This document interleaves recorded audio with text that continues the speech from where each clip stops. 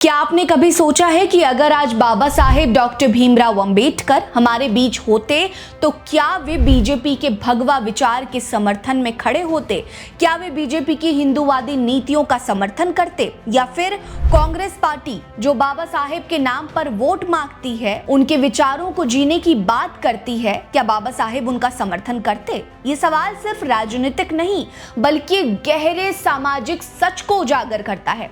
नमस्कार, मेरा नाम है रीटा। आज की वीडियो में हम आपको ये समझाने का प्रयास करेंगे कि क्या बीजेपी का अंबेडकर प्रेम सच्चा है या सिर्फ वोट बैंक की चाल है।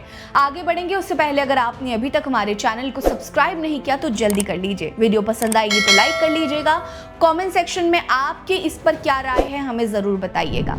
सबसे पहले ये बात साफ कर लेते हैं कि बाबा साहेब अंबेडकर का जीवन और विचार सामाजिक समानता, जातिवाद के खात्मे और दलित उत्थान के लिए समर्पित थे।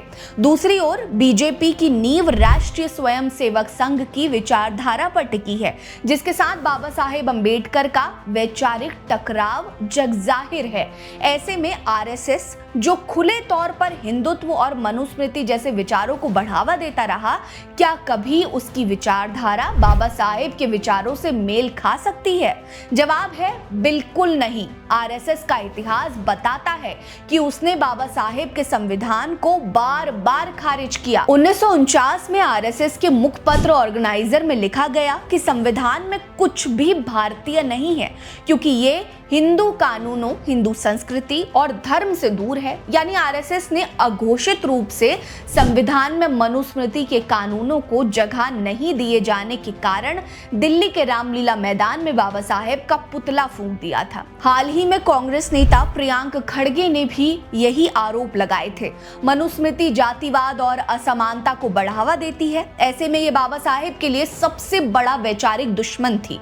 बाबा साहेब ने तो हिंदू धर्म में व्याप्त जातिवाद को भी दलितों की गुलामी का कारण माना था। ऐसे में सवाल यह है कि जो बीजेपी आरएसएस की छाया में पलती है वो कैसे बाबा साहेब की विरासत को अपनाने का दावा कर सकती है?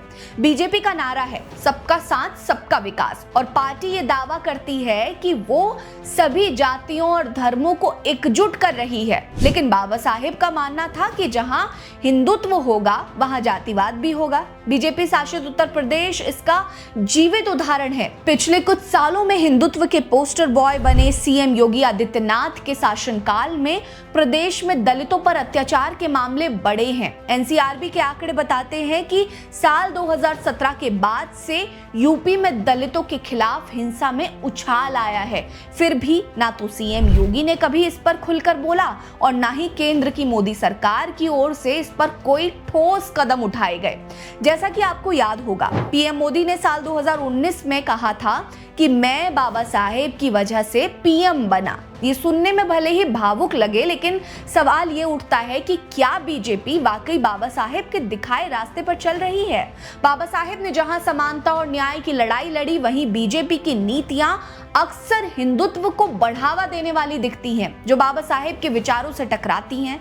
बीजेपी अक्सर कांग्रेस पर आरोप लगाती है कि उसने बाबा साहेब का अपमान किया, उनकी अनदेखी की। लेकिन सवाल यह है कि बीजेपी खुद कितनी अंबेडकरवादी है? बाबा साहेब ने संविधान को गढ़ने के लिए 10 देशों के संविधानों का अध्ययन किया और एक ऐसा दस्तावेज बनाया जिसकी दुनिया भर में तारीफ होती है। लेकिन संविधान के लागू होने के साथ ही आरएसएस ने इसे गैर भारतीय कहकर खारिज कर दिया।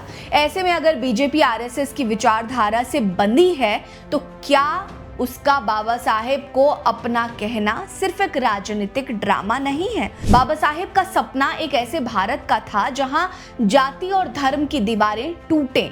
वे ना तो कांग्रेस के और ना ही किसी और पार्टी के गुलाम थे। उनका एकमात्र लक्ष्य था दलितों और वंचितों को बराबरी का हक दिलाना।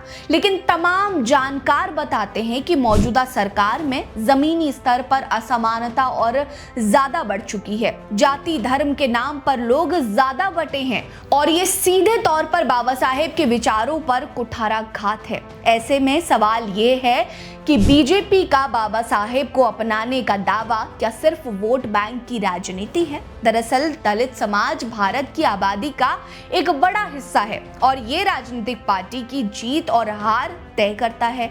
बीजेपी ने बाबा साहेब की मूर्तियां लगवाई, उनके नाम पर योजनाएं शुरू की, लेकिन जमीनी स्तर पर आज भी दलितों की स्थिति में कुछ खासा परिवर्तन देखने को नहीं मिलता है। वहीं दूसरी ओर जब आरएसएस खुले तौर पर हिंदू राष्ट्र की वकालत करता है और मनुस्मृति जैसे ग्रंथों को आदर्श मानता है, ऐसे में बीजेपी का अंबेडकर प्रेम एक विरोधाभास सा प्रतीत होता है। ये कहानी सिर्फ बीजेपी या कांग्रेस की नहीं, बल्कि बाबा साहेब के उस सपने की है जो आज भी अधूरा है।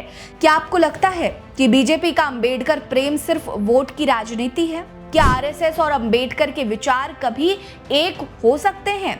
आप अपनी राय हमें कमेंट सेक्शन में जरूर बताइए। बने रहिए हमारे साथ। नमस्कार।